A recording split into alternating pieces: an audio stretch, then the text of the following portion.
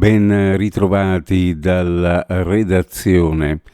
Alta tensione alla mobilitazione per Gaza organizzata ieri a Trieste. Una parte dei manifestanti durante il corteo non autorizzato dalle forze dell'ordine ha circondato la stazione ferroviaria, il cui accesso è stato temporaneamente chiuso per poi sfondare una delle porte in fuga i viaggiatori presenti. Dopo aver forzato l'ingresso della stazione, i manifestanti si sono diretti nel centro città. Auto prese a calci, circondati gli automobilisti. Il corteo si è poi snodato lungo le rive per concludersi intorno alle 9 di sera. Alcuni partecipanti al corteo hanno forzato un ingresso dal lato di Viale Miramare della stazione centrale, hanno infranto i vetri per entrare. Le squadre delle forze dell'ordine poste a presidio della stazione sono state attaccate mentre cercavano di presidiare l'ingresso.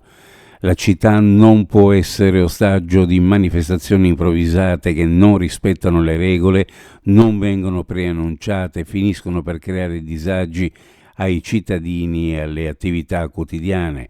Quelli che si stanno mettendo in atto con lanci di lacrimogeni e scontri con la polizia sono veri e propri episodi di teppismo che nulla hanno a che vedere con la pacifica espressione del pensiero.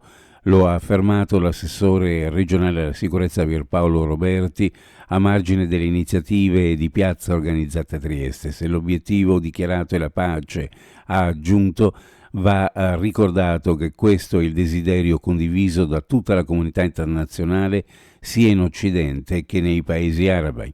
Oggi esiste un piano di pace sostenuto da gran parte degli attori internazionali, da cui resta esclusa soltanto Hamas. Donato Liguori continuerà ad essere il commissario straordinario dell'autorità di sistema portuale del mare Adriatico orientale.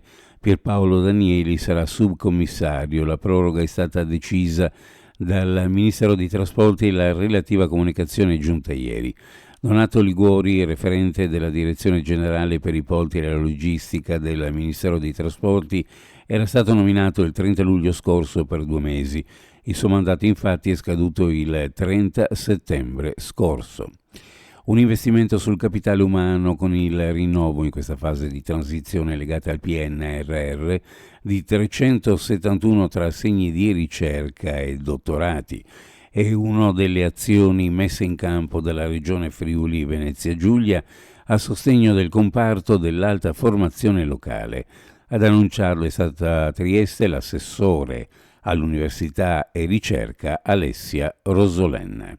Uno sguardo alle previsioni meteorologiche per la giornata: cielo in prevalenza sereno al più poco nuvoloso, per qualche velatura sulla costa, borra moderata, poi in calo nel pomeriggio. Al mattino fresco in pianura con temperature sotto la media del periodo. Per quanto riguarda le temperature minime in pianura, fra 3 e 7 gradi, sulla costa fra 9 e 12, massime fra 16 e 19 sulla pianura e sulla costa fra 15 e 17 gradi centigradi. Previsioni a cura di ARPA e FVG Meteo.